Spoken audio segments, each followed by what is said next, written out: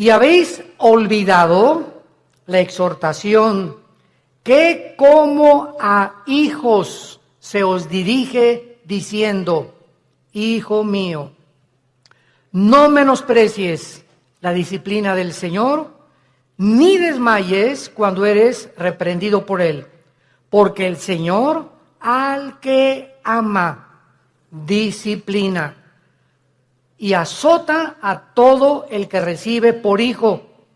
Si soportas la disciplina, Dios te trata como a hijos, porque ¿qué hijo es aquel a quien el Padre no disciplina? Pero si se os deja sin disciplina, de la cual todos han sido participantes, entonces sois bastardos y no hijos. Por otra parte, tuvimos a nuestros padres terrenales que nos disciplinaban y los venerábamos. ¿Por qué no obedeceremos mucho mejor al Padre de los Espíritus y viviremos?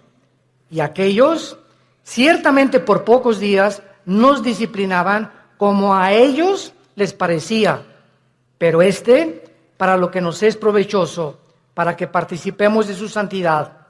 Es verdad que ninguna disciplina al presente parece ser causa de gozo, sino de tristeza, pero después da fruto apacible de justicia a los que en ella han sido ejercitados. Este es uno de los pasajes más ilustrativos de la Biblia, de la forma como Dios trata a todos nosotros, a todos los que nos llamamos cristianos por su gracia y su misericordia.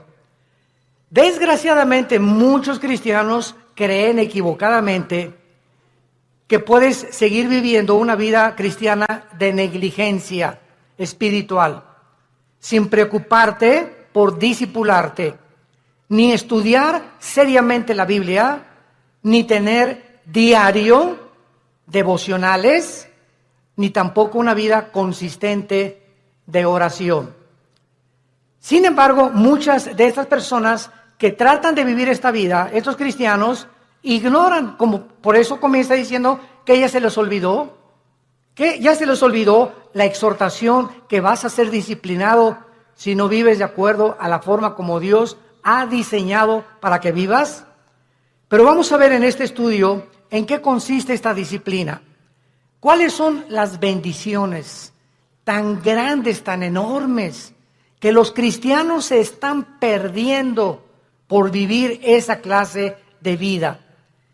Y podemos preguntarnos también, ¿estos cristianos tendrán consecuencias después de la muerte? Porque tendrán consecuencias en esta vida y hay consecuencias después de la muerte también. O sea, que todos vamos a llegar al cielo y todos vamos a ser recompensados de la misma manera. ¿Qué cosa es lo que Dios usa como disciplina a los cristianos que le han querido abandonar? A los cristianos que le han dicho: Señor, en 3 meses nos vemos. Déjame irme de vacaciones y reventarme en las vacaciones, etcétera, etcétera. Y después de la Navidad te vuelvo a ver. En enero tengo una cita contigo en la iglesia, Señor. El primer domingo comenzamos otra vez la vida cristiana. ¿Cuánto tiempo cree un cristiano o cristiana, desde luego, que puedes vivir sin que Dios haga algo para regresar otra vez a tener la comunión con Él? Vamos a ver todas estas respuestas en la Biblia y vamos a comenzar con la apostasía. La palabra apostasía, apistemia en el griego, significa salirse del camino, apartarse del camino o vulgarmente brincarse las trancas. O sea, la Biblia diseña a la iglesia como un corral donde Cristo es el pastor, nosotros las ovejas, y cuando una oveja se quiere saltar del corral, pues ¿qué pasa, verdad? Pues es que yo quiero encontrar otros pastos, engañada de que fuera del corral hay mejores pastos o mejor vida, lo cual es completamente mentira, porque fuera del corral están los lobos esperando comerse las ovejas. Dice el cuento que había una ovejita que le llamaban la rebelde de Tlanepantla. Y esta ovejita se brincó una vez el corral y fue el pastor por ella y se la trajo cargando. Y se brincó 2 veces el corral y el pastor fue por ella. Y la tercera vez que esta ovejita de Tlalnepantla se brincó el corral, entonces el pastor fue y le rompió una pata a propósito.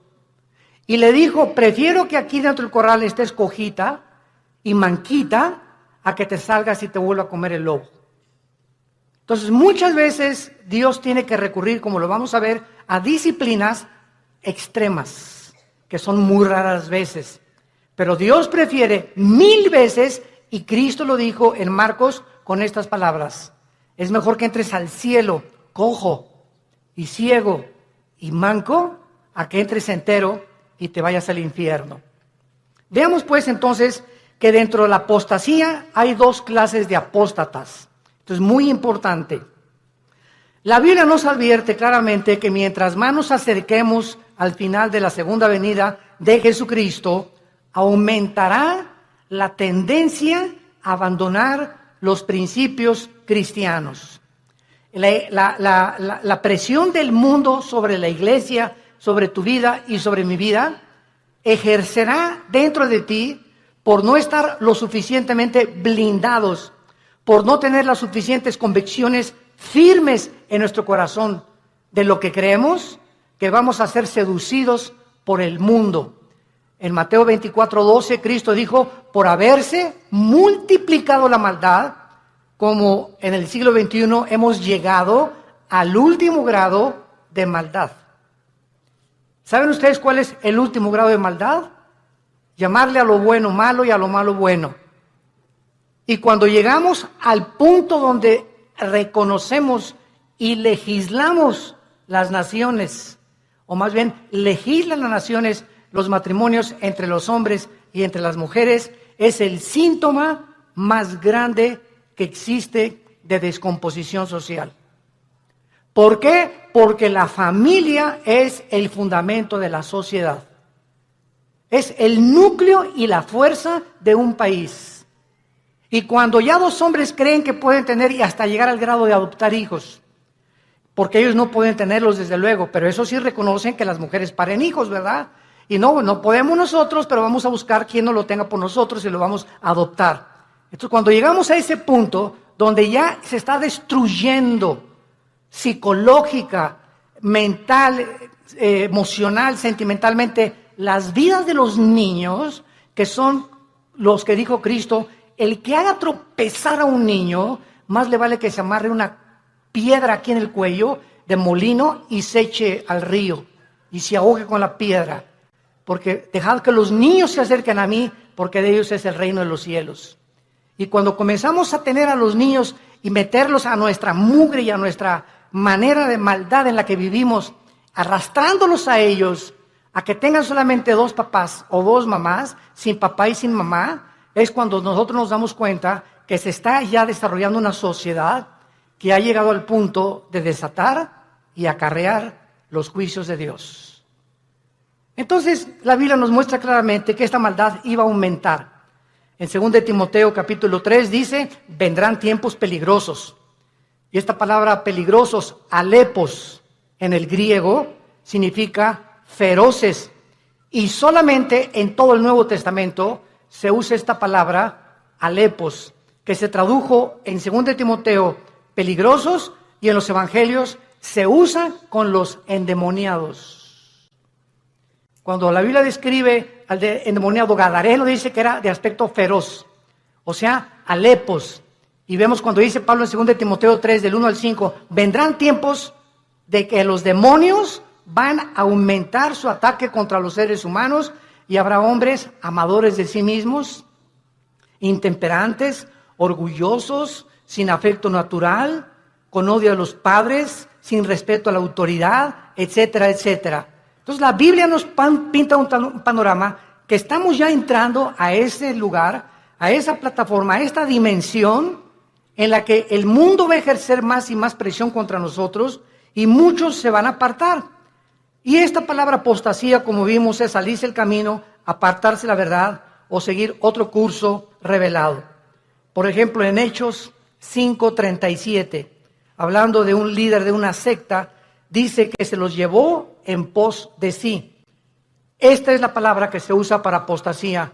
cuando algo o alguien te saca, un amigo, una amiga, la pornografía, la homosexualidad, las adicciones, las drogas, el alcohol, cuando cualquier cosa en el mundo te jala y te aparta del camino de la verdad, del camino de la santidad, del camino de la justicia, se llama apostasía. Has apostatado. Ahora bien, hay dos clases de apóstatas. Esto es muy importante. Hay cristianos que son apóstatas por un tiempo. Y hay apóstatas que nunca fueron cristianos, pero que entraron a la iglesia por un tiempo y después se apartaron. ¿Cuál es la diferencia entre el cristiano que apostató y el que es apóstata para siempre? Como lo vamos a ver a continuación. La diferencia está en que si tú eres un cristiano y te has apartado del camino y eres hijo y eres hija de Dios, pau, pau, pau y pau, y te viene duro. Dios te hace regresar. De la oreja nos trae de regreso. Pero si eres una persona que jamás recibiste a Cristo, pero fuiste a los estudios bíblicos y fuiste a los desayunos y tal vez algún día que hiciste una decisión por Cristo, pero realmente tus convicciones no eran firmes ni profundas, te vas a apartar del Señor, pero la diferencia está en que tú nunca vas a regresar al camino. Entonces, el cristiano que se aparta, Dios lo regresa por las buenas y por las malas, y lo vamos a ver. A muchos Dios inclusive prefiere llevárselos a casa antes de que sigan lejos de Él. Entonces vamos a ver que hay cristianos que se mueren antes de que Dios termine su programa con sus vidas. Hay cristianos que se mueren antes de que acaben la misión que Dios les dio, porque solo Dios sabe que has llegado al colmo y no te vas a arrepentir, pero como eres hijo y la salvación no se puede perder, te lleva a casa antes de tiempo. Veamos en primer lugar algunos ejemplos de los apóstatas que nunca fueron salvos. Juan capítulo 13, el clásico ejemplo de Judas. Es increíble que yo he escuchado varias veces a muchas personas predicar o enseñar que Judas perdió la salvación por el amor de Dios. O sea, que fue salvo, pero que perdió la salvación. Vamos a ver qué dice la Biblia. En Juan capítulo 13, versículos 10 y 11. Ya Cristo está a punto de entrar a la cruz y al huerto de Getsemaní. Y les dice, el que está lavado no necesita sino lavarse los pies, pues está todo limpio. Eso le estaba hablando a todos los apóstoles que eran salvos, que eran cristianos, como todos nosotros. El momento que recibes a Cristo, ¿quién nos lava? Dice la Biblia en Efesios 5, que es la palabra de Dios la que nos lava y la sangre de Cristo, ¿verdad? Y ahora, ya siendo cristianos, Dios nos da la responsabilidad de nosotros seguirnos lavando. O sea, si cometemos un pecado, la sangre de Cristo, que es tan fresca como cuando nos salvó Dios, nos limpia de todo pecado. Entonces, un cristiano tiene que estar continuamente metiéndose a la regadera, porque diario se nos pega la contaminación del mundo, lo que oyes en tu oficina, con tus amigos, en la escuela, en la universidad, chistes groseros, un programa grosero, desnudos en la televisión, desnudos en el cine. Todo eso entra a nuestra alma y nos ensucia, nos contamina. Y esta suciedad la tenemos que estar sacando para mantener no la salvación, la comunión con Dios. Ustedes están lavados, pero no necesitan sino lavarse, ¿verdad?, los pies. Y vosotros limpios estáis, aunque no todos. O sea, había alguien ahí dentro del grupo de Cristo que no había sido nunca lavado. Ustedes sí están lavados y ahora necesitan sola, pero hay alguien entre ustedes que no está lavado, porque sabía a quién le iba a entregar. Por eso dijo, no están limpios todos. Judas nunca fue limpiado de sus pecados, jamás. Versículo 18. No hablo de todos vosotros. Yo sé a quienes he elegido, Mas para que se cumpla la escritura, el que come pan conmigo levantó contra mí su calcañar.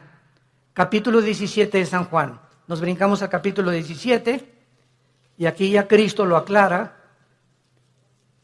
tan transparente como la luz y el sol. Dice Juan 17, versículo 12. Cuando estaba yo con ellos, o sea, Cristo está orando al Padre, está dirigiéndole estas palabras al Padre. Cuando estaba yo con ellos en el mundo, yo los guardaba en mi nombre. A los que me diste, yo los guardé. Y ninguno de ellos se perdió, sino el hijo de perdición, para que la escritura se cumpliese. O sea, nunca Judas estuvo bajo el cuidado de Cristo. Nunca, jamás.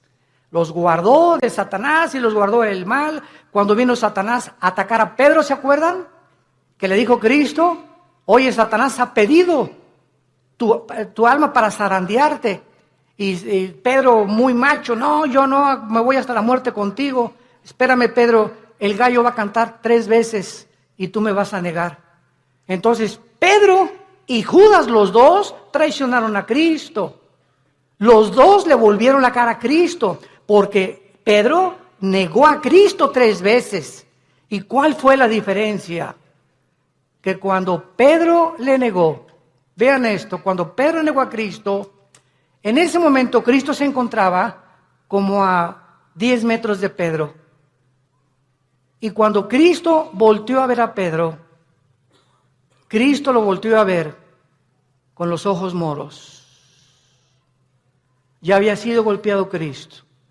Imagínense ustedes a Pedro, en el momento que cante el gallo, volver a Cristo, y Cristo con sus ojos moros, adolorido por los golpes que los soldados ya le habían dado, lo ve a Pedro diciéndole, ya ves, pero sabes una cosa, te sigo amando. ¿Y cuál fue la diferencia con Judas? Judas entregó a Cristo por 30 monedas de plata y sin embargo, cuando tuvo las monedas de plata, nunca creyó que Jesús era el Mesías, porque si hubiera creído, se hubiera arrepentido y le hubiera pedido perdón. ¿Qué hizo Judas? Agarró las 30 monedas de plata y las tiró. Y fue y se quitó la vida. Se suicidó. Se colgó de un árbol. Dice en Hechos capítulo 1 que se rompió, ¿verdad?, la rama del árbol y cayó de las piedras y todas se estripó completamente. Murió ahorcado y con todo el vientre abierto, comido por los gusanos. Así acabó Judas. Judas nunca, jamás fue salvado.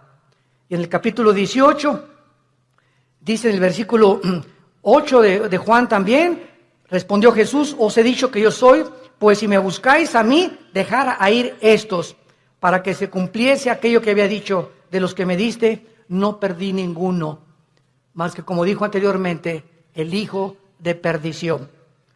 Ahora, el apóstol Pedro, seguimos estudiando las personas que nunca fueran salvas. Carta segunda de Pedro, capítulo 2.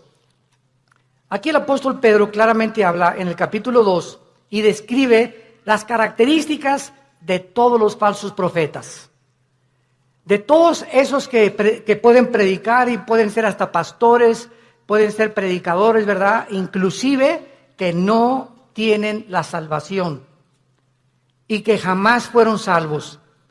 Y dice en Pedro, versículo 21 y 22, describiendo ya todas sus características de estos falsos maestros y profetas que menciona en el versículo 1 y versículo 2, dice el versículo 21, segunda de Pedro 2, 21 y 22, porque mejor les hubiera no haber conocido el camino de la justicia. O sea, hay personas que conocían que Jesús era el Cristo, que Jesús murió por sus pecados por ellos, y conocían que Cristo era la verdad y que la Biblia era la verdad.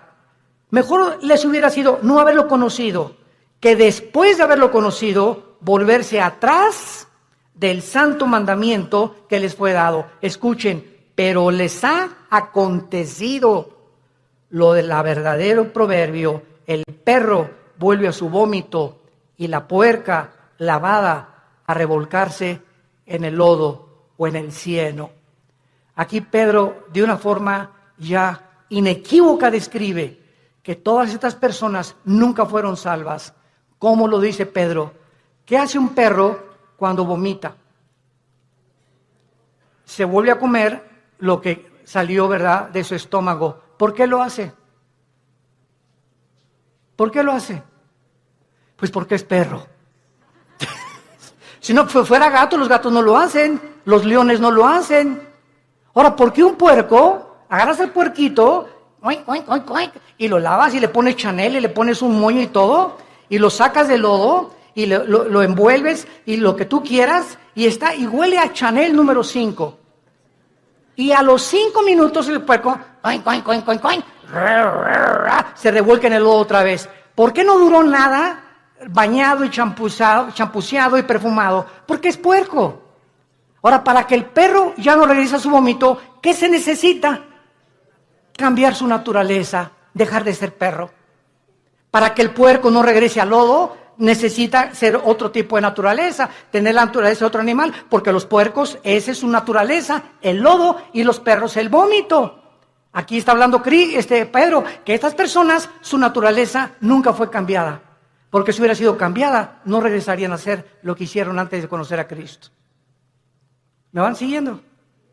Esta es la grande diferencia de las personas que nunca fueron salvas. En 1 Juan 2:19, el apóstol Juan dice, 1 Juan 2:19, salieron de nosotros.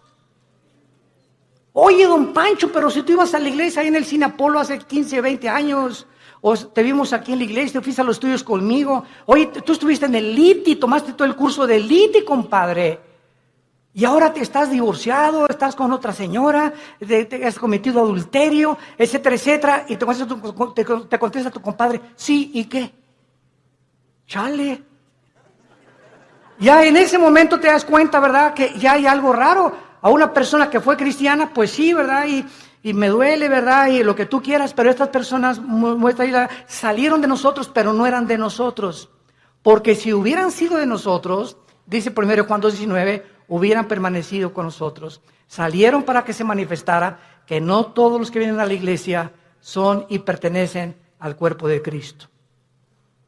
Todas las iglesias, esta y todas las en el mundo cristianas, todas las iglesias, sin excepción, son una mezcla del trigo y la cizaña.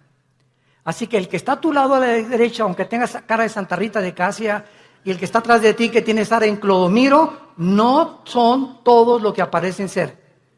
Entonces no te decepciones y no te desilusiones. Ay, ¿qué es en esa iglesia? Nadie me amaba. ¿Y te acuerdas de esa persona? Y así son los cristianos. Espérame tantito, así no son todos los cristianos.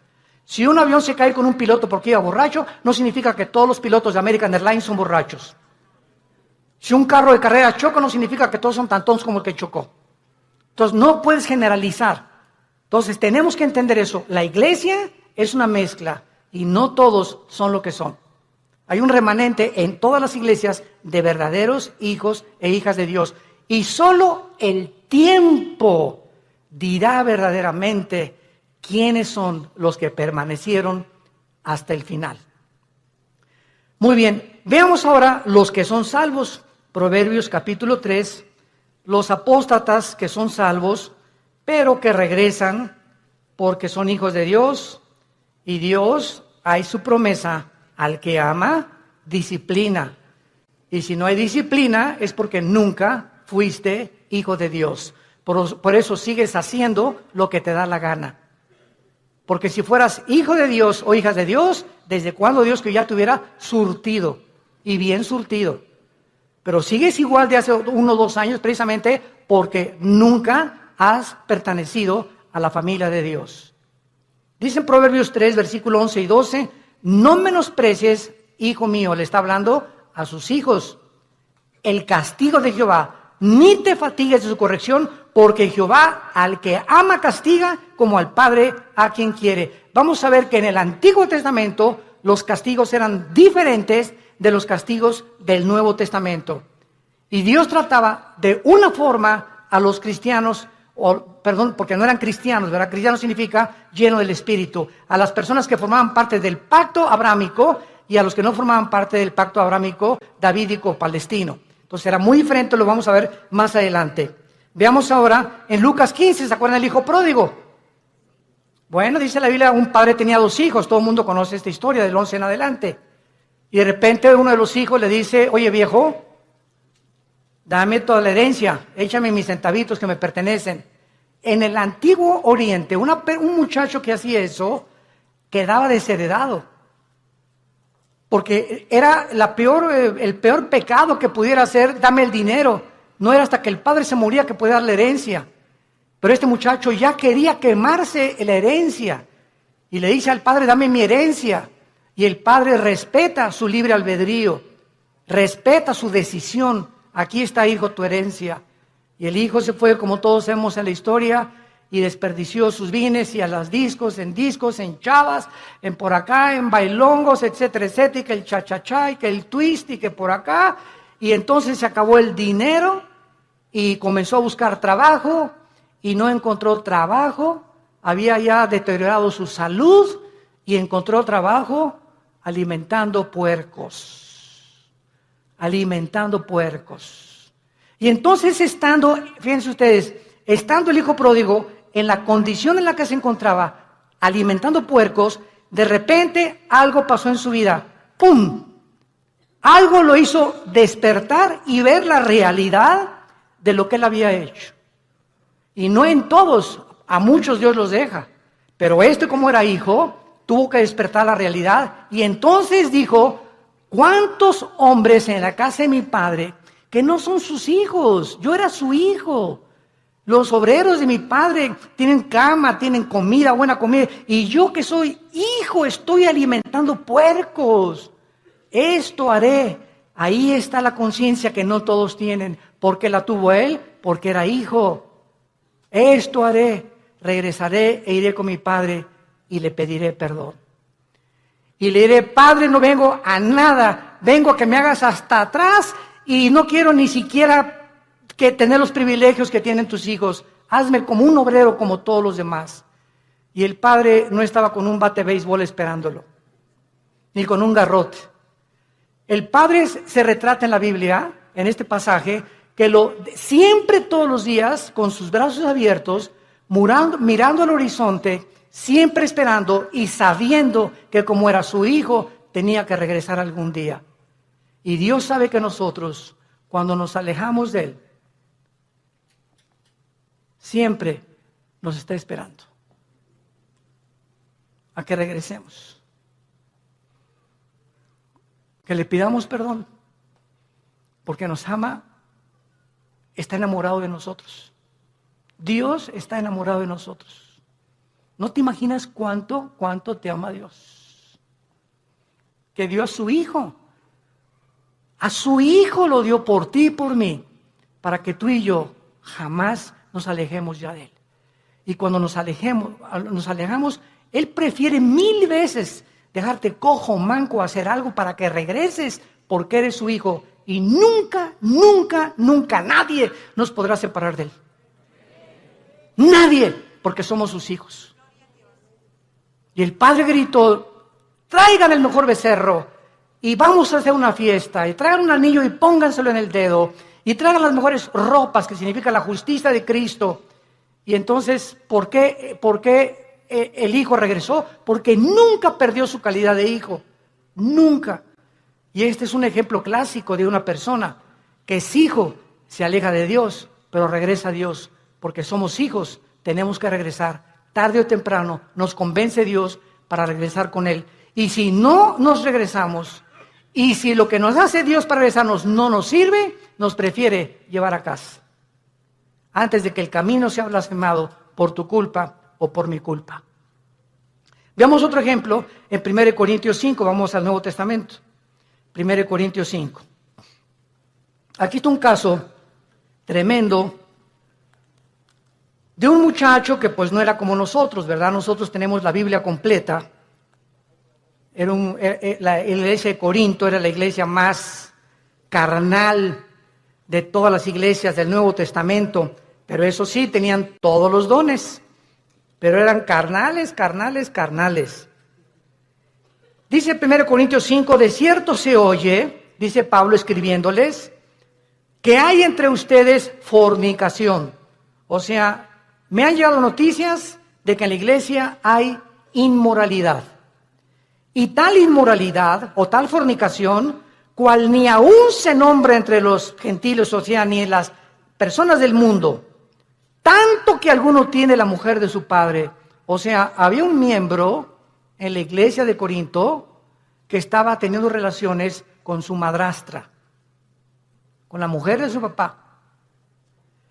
Y dice Pablo, y ustedes, les habla a los líderes, están envanecidos. ¿No debieran más bien haberse lamentado para que fuera quitado de en medio de vosotros el que cometió tal acción? O sea, Pablo dice, oigan, ¿por qué no han reaccionado? Ustedes están conscientes que este muchacho está teniendo relaciones con su madrastra y lo dejan seguir asistiendo a la iglesia. ¿Y qué lo debemos de correr? Pues traerlo para enfrente, ¿verdad? Y enfrentarlo con su situación. Ahora tenemos la Biblia y nos damos cuenta que los líderes, cuando sabemos que alguien vive pecado, la iglesia es un hospital y te vamos a ayudar. Pero cuando sabemos que alguien insiste y sabemos que alguien, por ejemplo, si una señora me dice, mi esposo tiene ya 6 meses que es adúltero, hermano, pastor, y ya hablamos nosotros con el esposo de los pastores, y ya le dijimos, mira, estás viviendo en pecado, y sabemos que él sigue en adulterio, la disciplina de Dios es decirle a esa persona, tú no puedes entrar a la iglesia, porque puedes entrar porque es un hospital, si colaboras con el doctor para que te cure. Pero ¿de qué te sirve ir al hospital? A que te pongan benditas y que te pongan curitas, y saliendo del hospital te las arrancas y te las quitas. Y regresas con el doctor, oiga, ya le he puesto 3 curitas, pues es que no me gustan, entonces ¿para qué vienes conmigo? Si no quieres que te cure, ¿para qué vienes al hospital? Y así es la iglesia, un hospital de almas enfermas que necesitan sanidad de Dios. Y dice más adelante el versículo 3, ciertamente dice Pablo, yo, como ausente en cuerpo, pero presente en espíritu, ya como presente he juzgado al que tal cosa he hecho, en el nombre de nuestro Señor Jesucristo, reunidos vosotros y mi espíritu con el poder de nuestro Señor Jesucristo, el tal sea entregado a Satanás para destrucción de la carne. Vean ustedes con mucha atención lo que sigue, a fin de que el espíritu sea salvo en el día de Cristo o en el día del Señor. ¿Qué estaba diciendo Pablo? Que cuando una persona es disciplinada por los pastores en la iglesia y es sacada de la iglesia al mundo, lo sacas del corral, afuera del corral están los lobos. Y Dios le da el permiso a Satanás de atacar a esa persona y quitarle la vida. Y quitarle la vida. Pero el espíritu es salvo porque era hijo de Dios. A fin de que el espíritu sea salvo. Aquí está un muchacho que iba a morir en pecado, pero como la salvación no se pierde, se va al cielo antes de tiempo. ¿Por qué? Porque la salvación que nos ha dado es por gracia. Para que nosotros seamos salvos y entendamos esto, no puede haber ninguna obra buena antes de la salvación, ni ninguna obra buena después de la salvación, para que nosotros seamos mantenidos siendo salvos. Cuando alguien me dice que la salvación se puede perder, les digo, bueno, es que tú no has entendido el pacto de Dios. Antes de Cristo, ¿cómo fuiste salvado? ¿Qué hiciste para ser salvo? Nada, no hizo nada. ¿Y Dios te salvó? Bueno, ya eres salvo. Y ahora me dices que ahora me tengo que hacer buenas obras para mantener mi salvación. No, de ninguna manera. Si hay alguna sola obra que tú hagas para decir que esas obras están manteniendo en el camino de la salvación, entonces ya estás atrayendo mérito sobre tu vida y le robas la gloria a Dios. Las buenas obras que hacemos después de que somos salvos no son para mantener la salvación, son como el fruto de nuestra santificación. Efesios 2:10, porque para buenas obras hemos sido llamados, las cuales preparó Dios de antemano para que anduviéramos en ellas. Entonces las buenas obras que yo hago después de Jesucristo implican y dan testimonio que soy hijo de Dios, pero no hago buenas obras, ni me porto bien para decirme, Señor, ya pequé, ya perdí la salvación, ya perdí el nuevo nacimiento, mañana nazco de nuevo, ¿verdad? O ya pequé, el Espíritu Santo ya me selló, pero ya se fue porque ya perdí la salvación, pero el año que entra que regrese a ti, me vuelves a sellar, ¿verdad? Imagínense ustedes este estado tan absurdo espiritual de una persona. Entonces, si pierdes la salvación, ya no vuelves a ser renacido de nuevo, ya regresaste a la eternidad, otra vez al estado en que te encuentras, ¿Puede un bebé que nazca regresar al vientre de su madre otra vez? Imagínate, no, no me gusta aquí afuera, mejor me regreso adentro. Y el bebé lo meten dentro de la panza de la mamá, ¿verdad? De la matriz de la mamá. Es absurdo, es exactamente la salvación. Veamos otro ejemplo en Santiago capítulo 5, de personas que son cristianas, pero pecaron, pero están en peligro muy grave de ser disciplinados por Dios. Santiago 5, versículo 19 y 20. Hermanos, ¿a quién le está hablando? A hermanos, a cristianos. Si alguno entre vosotros, o sea, entre los hermanos, se ha extraviado, o sea, se ha salido del camino, o ha apostatado de la verdad, y alguno le hace volver, sepa que el que haga volver al pecador del error de su camino, salvará ¿de qué? De muerte un alma y cubrirá multitud de pecados. Esto es lo que vamos a ver en 1 Juan 5, lo vamos a ver. Esto es lo que se llama el pecado de muerte de un cristiano. Si tú ves que tu hermana o tu hermano anda por allá afuera y nadie sabe más que es cristiano, pero tú vas, oye Jorge, ya no sigas así, hombre, ya no te la sigas tronando, ya no sigas acostándote con tu novia, Dios te va a disciplinar. Y si tú convences a esa persona de que regrese al pecado, lo estás salvando, porque si ese que tú vas a exhortar sigue ese camino, Dios no tarda en llevárselo a casa antes de tiempo, o que le venga algo serio en su vida para que lo haga recapacitar y regresar a Dios, o llevárselo a casa antes de tiempo. Si tú ves a alguno entre los hermanos que tiene una vida licenciosa y que se dice cristiano, y tú logras convencerlo y orar con él, o comenzar a orar por él y traerlo al camino otra vez, lo estás salvando de que Dios se lo lleve antes de tiempo a su casa. Ahora veamos otro ejemplo también de estas personas en 1 Juan capítulo 5. Antes del Apocalipsis está 1 Juan y dice así.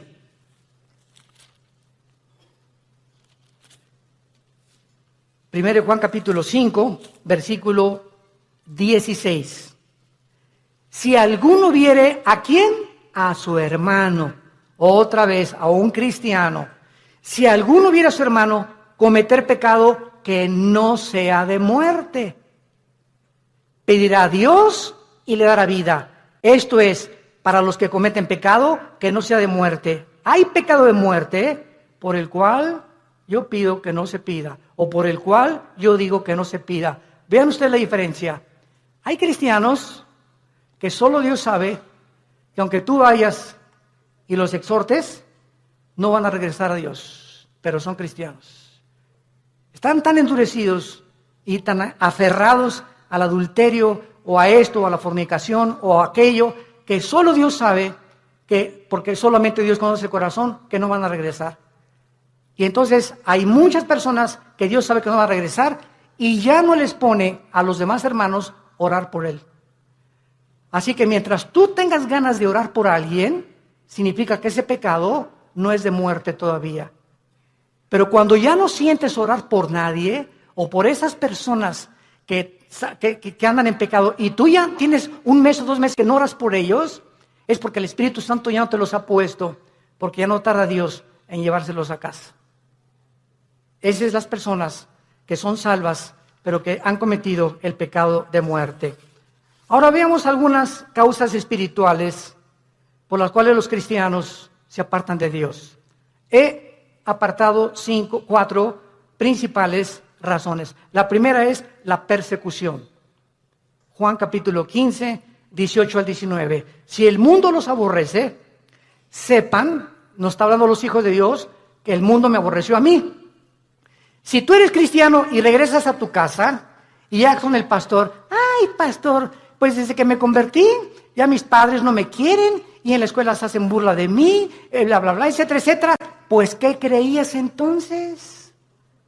Dios nos llamó no solamente a creer en Él, sino a padecer por Él también. Ahora, ¿no quieres que te persigan? ¿No quieres ser diferente a los demás? ¿No quieres que nadie te calumnie, ni que nadie haga chismes contra tu vida? No hay ningún problema. únete al grupo de ellos y no seas diferente. Pero si eres diferente, te van a perseguir y te van a calumniar y nos van a inventar cosas contra nosotros, porque el mundo odia a Cristo y nos odia a nosotros, que somos sus representantes.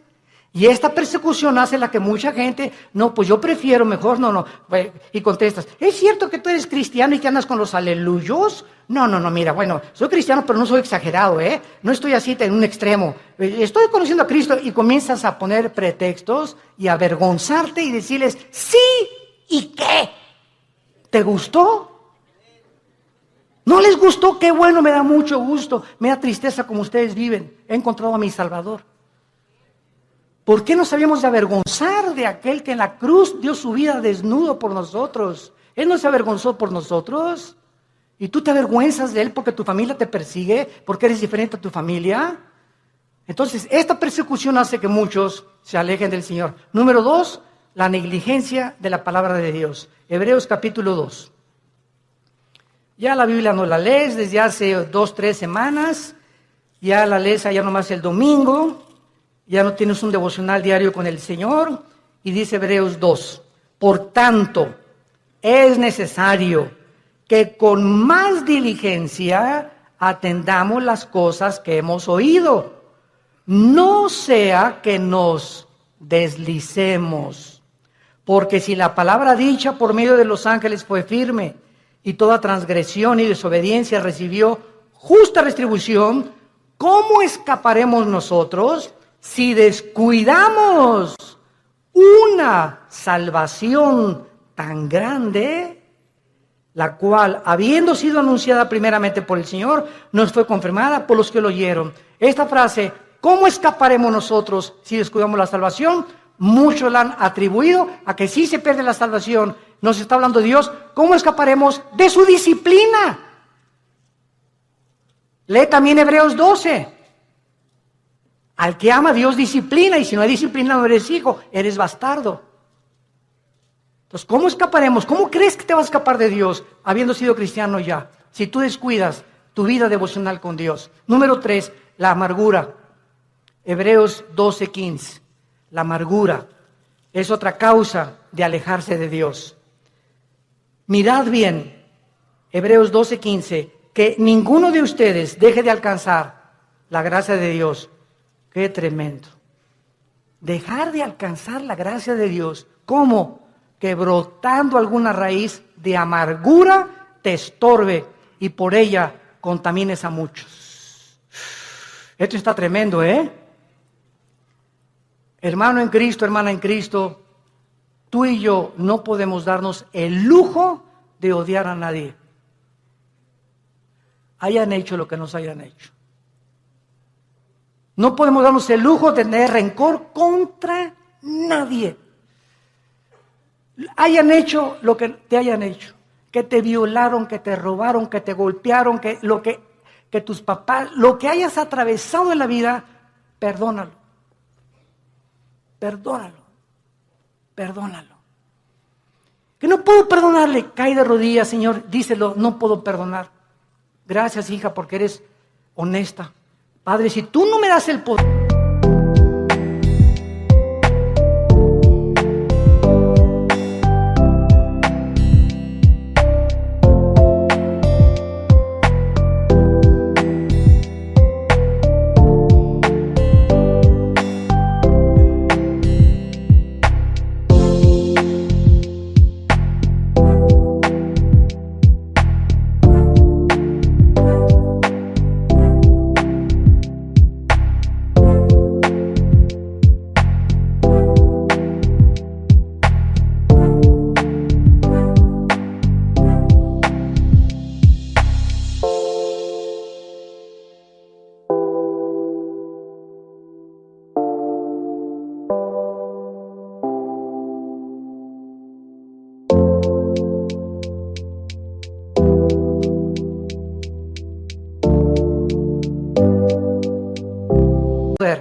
De perdonar a Pancho o a Lucrecia o a Carlita, etcétera, etcétera, o al perro que me mordió.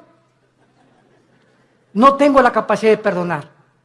Pero si tú eres cristiano y estás en tu corazón en este momento que me escuchas, tienes algo contra alguien que te ha lastimado en el pasado, ten mucho cuidado, porque el rencor se vuelve en amargura. Y cuando un cristiano está amargado, cierra el cielo. Cierra el cielo. ¿Qué es la gracia? No es la gracia santificante, no es la gracia salvífica, está hablando de la gracia santificante. ¿Qué es la gracia? Diario el cristiano necesita poder de Dios, diario necesita el poder de Dios al venir a su palabra para que me dé el poder de vivir para Él. Porque separado de Él yo no puedo hacer nada. Entonces la amargura me bloquea la gracia de Dios y me quedo sin poder. Me quedo en mi propio poder, en mi propia carne, porque algo está bloqueando que Dios me ayude y me saque del pozo de la desesperación, de la red en que he caído, de la trampa que te pusieron. ¿Qué cosa es? La amargura. Es el más grande veneno en la vida de un cristiano. Y número 4, el amor al dinero. Primera de Timoteo 6, versículo 10. Porque raíz de todos los males no es el dinero, es el amor al dinero. Gracias a Dios por las familias ricas y los millonarios, porque la obra de Dios tiene que sostenerse. Si no hay dinero, no hay misioneros. Si no hay dinero, no hay construcciones. Si no hay dinero, no hay televisión. Si no hay dinero, no hay viajes. El dinero no es malo. El malo es amar lo que tú tienes. Cuando tú amas más lo que tú tienes, que la obra de Dios te va a hacer que te alejes de Dios. Dijo Cristo en Marcos, hablando de la parábola del sembrador, pero muchos, el afán del mundo y de las riquezas, entran y ahogan la palabra y nunca das fruto. Estas son las razones por las cuales tú puedes alejarte de Dios. Ahora veamos rápidamente en 2 Samuel 7 las consecuencias que sufrieron en el Antiguo Testamento los que eran y pertenecían al pueblo de Dios. O sea, los que tenían garantizada ya la salvación. De forma diferente a la de nosotros, porque no tenían el bautismo del Espíritu Santo, pero la forma en que eran de Dios. 2 Samuel capítulo 7, veamos la disciplina de Salomón. La Biblia menciona 3 consecuencias principales del pecado en un cristiano. Número 1, la disciplina. 2, la muerte, que ya lo vimos. Y 3, la pérdida de recompensas en la otra vida. En otras palabras, si tú te mueres siendo cristiano en pecado, o en un pecado, porque pues quién se va a morir sin pecado, ¿verdad? El único sin pecado ha sido Jesucristo. Si yo me muero, estás ahí en el hospital y ya te da el síntoma, y una enfermera guapa y le haces, ¿qué tal, enfermerita? Ya le echaste ojitos, ¿verdad? Y ¡pum! Te mueres. Te llevaste ese pensamiento al otro laredo, ¿verdad? O sea, no moriste santito, sin haber roto un plato. O haz de cuenta que también estás en el hospital ahorita, o sales a la carretera y chocas ahí en la carretera, y la mañana te peleaste con tu esposa, te moriste en pecado. ¿No es cierto? ¿Y vas a perder la salvación? No lo vamos a perder. Pero en la otra vida perdemos las recompensas. Que no se imaginan qué grandes recompensas hay, porque no todos los cristianos en la otra vida vamos a gobernar con Cristo. Solo los vencedores. Y lo vamos a ver más adelante, para terminar. En 2 Samuel 7, 14 y 15, se le está dando las instrucciones a David y le dice, yo le seré el padre y él me será mi hijo. Si hiciere mal, o sea, si se aparta de mí, le castigaré con vara de hombres y con azotes de hijos de hombres, pero mi misericordia no se apartará de él, como la aparté de Saúl, al cual quité delante de ti. ¿Cuál fue la diferencia entre la descendencia de David y el rey Saúl? ¿Cuál fue la diferencia entre Pedro y entre Judas? En que aunque nosotros nos portemos mal, y aunque nosotros intentemos alejarnos de Dios, si somos hijos e hijas de Dios, su misericordia es más alta que los cielos. Y Dios va a hacer algo para que regreses y para que yo regrese a la comunión con Él. Y va a ser disciplina. La palabra disciplina es interesante porque viene de la palabra paidego, viene de la palabra pedagogo, que significa el que forma el carácter o el maestro. Entonces, ¿se acuerdan de nuestro pasaje en Hebreos 12? Dios al que ama disciplina, al que ama le forma el carácter a través de pao. Y castiga también con azotes. O sea, Dios usa la Biblia para formar nuestro carácter y si somos tercos, pao. Azota al que recibe por hijo. Y la palabra azotar en el griego es castigo físico. Algo va a tener que usar Dios, como lo que dice en uno de los salmos. No sean como los caballos, como los mulos, que el caballo tiene que meterle aquí un freno. El freno es un fierro con un puente. Y cuando se le mete al caballo el freno y le jalas las riendas, el puente se le encaja en el paladar al caballo. Y el caballo, cuando asocia el dolor, se para y le obedece al jinete. Si no se le aplica dolor al caballo, el caballo se desboca y sigue corriendo. ¿Y qué nos dice Dios? Necesito aplicarte dolor para que regreses a mí. ¿Quieres que te trate como a los caballos? ¿Como a los animales? Tú dime. Pero ¿sabes una cosa? Nunca quitaré mis ojos de ti. Te haré entender, por las buenas o por las malas, el camino en que debes andar. Sobre ti pondré mis ojos. Salmo 32. Y vemos finalmente en la vida de David, en 2 de Samuel, capítulo 12. ¿Qué fue lo que pasó con Samuel? Cuando Samuel, ¿se acuerdan ustedes lo que hizo David? ¿Qué hizo David? ¿Perdón? Pecó, mató a un soldado para quedarse con su esposa, el angelito. O sea, David era culpable de crimen y David era culpable de adulterio. Y se le llama, Dios mío santo, Jesús, María y José, el burrito que los acompaña. Se le llama el varón conforme al corazón de Dios. ¿Cuántas veces en mi mente dieron tantas vueltas? El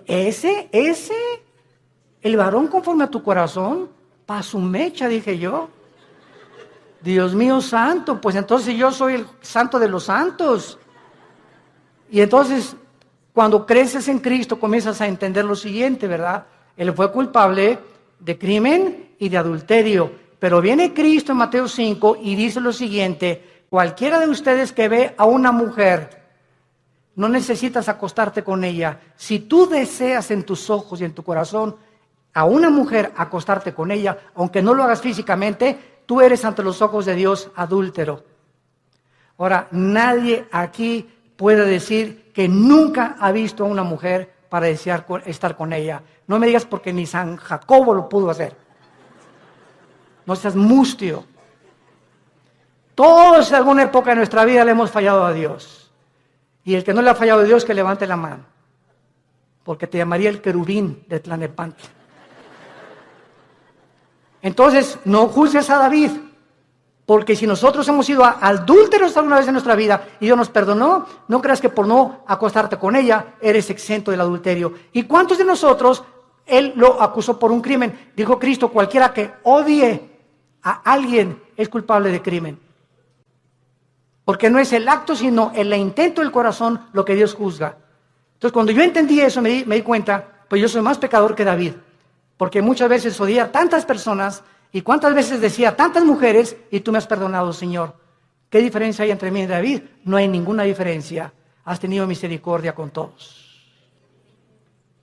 Y ahora todos nosotros somos varones y mujeres conforme al corazón de Dios, porque somos sus hijos. Y nos amó hasta la muerte en una cruz. Y dice en 2 Samuel capítulo 13, versículo 13 y 14. Para terminar, dice la Biblia: porque ¿a dónde iría yo con mi deshonra? Y aún tú serías estimado como uno de los perversos en Israel. Te ruego que hables al rey, que él me lo negará. Mas él no quiso ir, sino que pidiendo más que ella, lo forzó y se acostó con ella. Luego la aborreció a Amón con un gran aborrecimiento.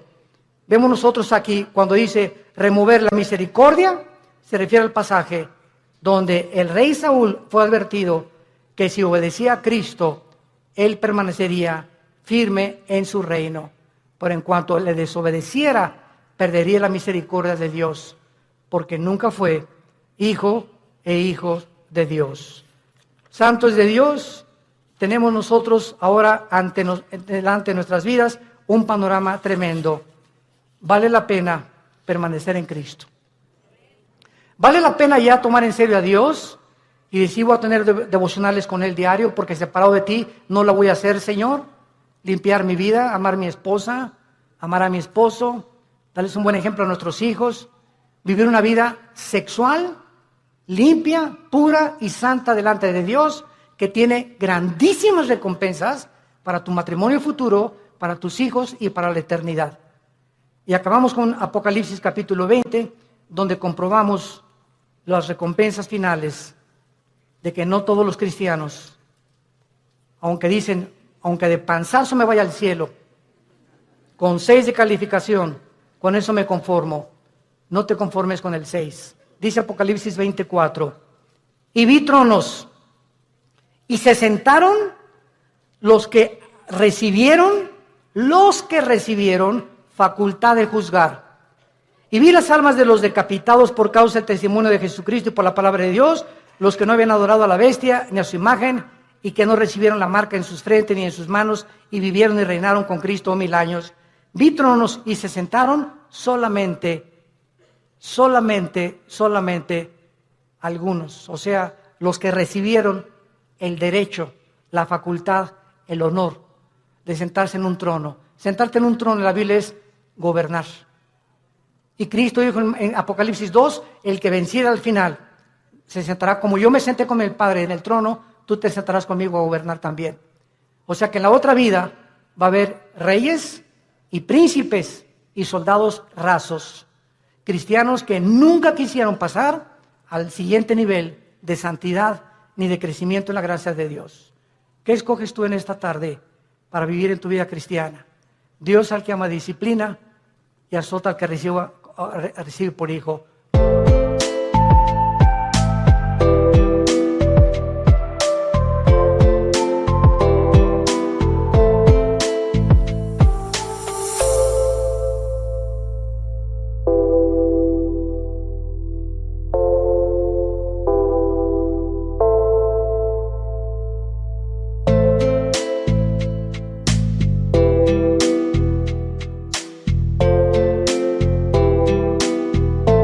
No juegues con Dios. No juegues con Dios, porque Dios es un Dios santo, santo, santo. Gracias por tu palabra, Señor, en esta tarde, por el amor tan eterno e infinito que has derramado en nuestras vidas por ti, al mostrarnos que la vida de tu Hijo fue el precio que pagaste para que nunca dudáramos de cuánto nos amas, porque eres un Dios bueno. Cuán grande es la bondad de Dios que Él ha guardado para los que le aman y guardan sus mandamientos. Confié en el Señor y Él me ayudó y me libró de mis angustias y me puso sobre la roca y de la vergüenza de mis enemigos y de la vergüenza y el oprobio de mis perseguidores. Diré yo a Jehová, esperanza mía, castillo mío, mi Dios, en quien confiaré. Castillo mío, mi roca. Torre fuerte es el nombre de Jehová. A él correrá el justo y seremos levantados. Dios en esta tarde te está hablando, tú que has alejado tu camino de Él. Ustedes que nos ven por la televisión y por los medios de las redes sociales, si tú has escuchado este mensaje y sabes que Dios te está diciendo, regresa mi hijo mío, regresa hija mía, te estoy esperando desde hace muchos meses o años, y si estás oyendo mi voz es porque eres mi hijo y porque eres mi hija, y tus lágrimas que yo veo me dan evidencia de tu arrepentimiento. Ven a mí, te estoy esperando. No para castigarte ya, sino para vestirte con mi justicia, para que celebremos juntos la fiesta otra vez, para devolverte el gozo de la salvación y para que sigas caminando en mi mano y jamás te apartes de mí, porque ciertamente el bien y la misericordia te seguirán todos los días de tu vida, y algún día estarás conmigo en casa, dándome las gracias de todo lo que hice por ti y del amor eterno con que te he amado. Ven a mí, arrepiéntete de tus pecados y entrégale tu vida a Jesucristo. Y dile: Señor, perdóname haberme alejado de ti. Regreso a ti con todo mi corazón y con todas las fuerzas de mi alma. Gracias por haberme hablado esta mañana y haberme dicho que no puedo vivir así ya. Que el pecado, la paga del pecado es la muerte, y que el que esconde sus pecados no prosperará, mas el que los confiese y se aparta alcanzará misericordia. Gracias porque en esta mañana he alcanzado tu misericordia, en el nombre de Jesús.